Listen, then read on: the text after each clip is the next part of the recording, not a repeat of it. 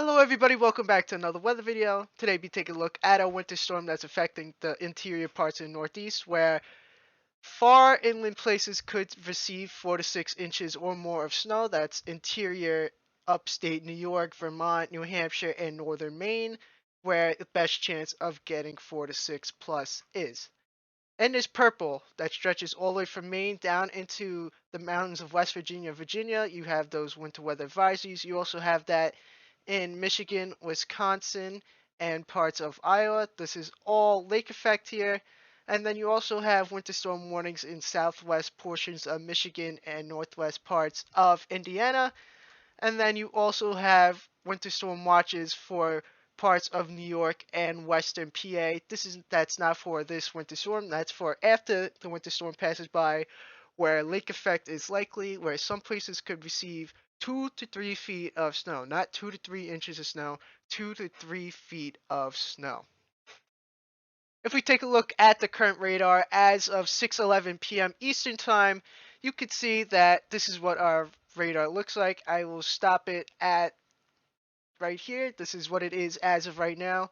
You can see the most eastern part of the precip is into western Massachusetts and northwest parts of Connecticut. And if we want to compare that to the HRRR model, which runs every hour, you can see it's not even making its way to Albany yet. So the precip is a little bit more predominant in as on the radar compared to what the model showed. But the big thing that I'm noticing is that it is a lot colder in central PA than I thought it would be, and it's actually good amount of heavy snow down in southern PA. You do have a band or a heavy stripe of band every now and then. You can see the darker shades of blue is the heavier rate of snowfall.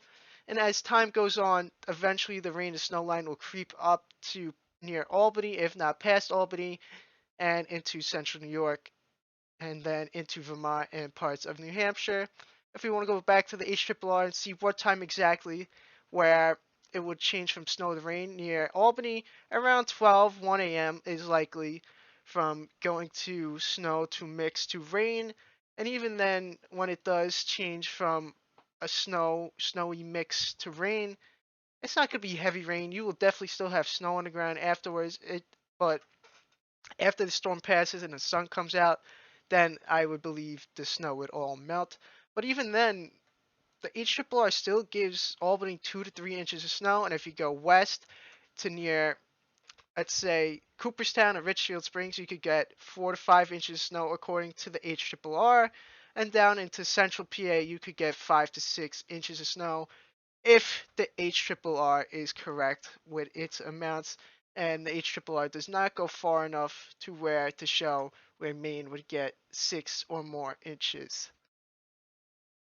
This is my snowfall map from yesterday. I'm not really going to change anything, but if I were to change something, I would bring this 2 to 4 back down into here a little bit, down into central PA, after looking at the radar and analyzing it a bit.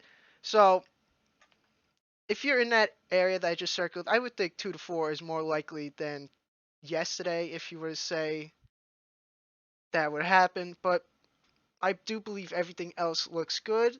Northern Vermont 5 plus, same with Maine, and back into the higher elevations of New York, just northeast of Rome and north of Saratoga Springs, is where I think you will also get your higher amounts with this storm.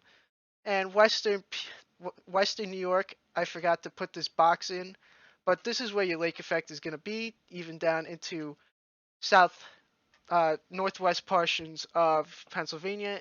This is where I think you will receive your significant snowfall from your lake effect that is going to be happening from Thursday night and Friday into parts of Sunday and Monday, believe it or not. So this will be a long duration event with the lake effect, and it will be on and off. It won't be persistent. It could be persistent for hours, but it won't be persistent for days on end.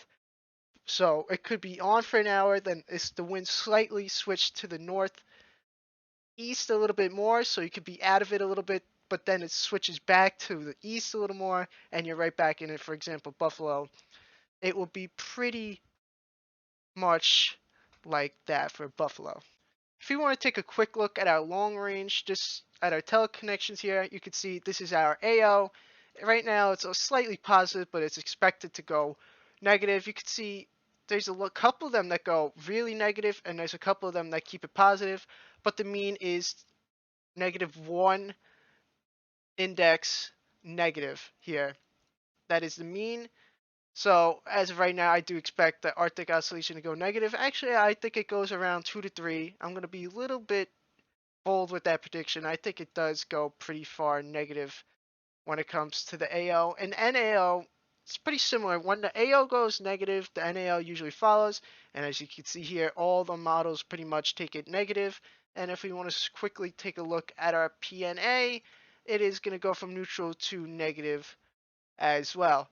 So what it looks like is we'll have a negative PNA, negative AO, and then a negative NAO. So all the three things are negative, but for the Northeast, you would much rather want this to be a positive, but it's not the end of the world if it is negative.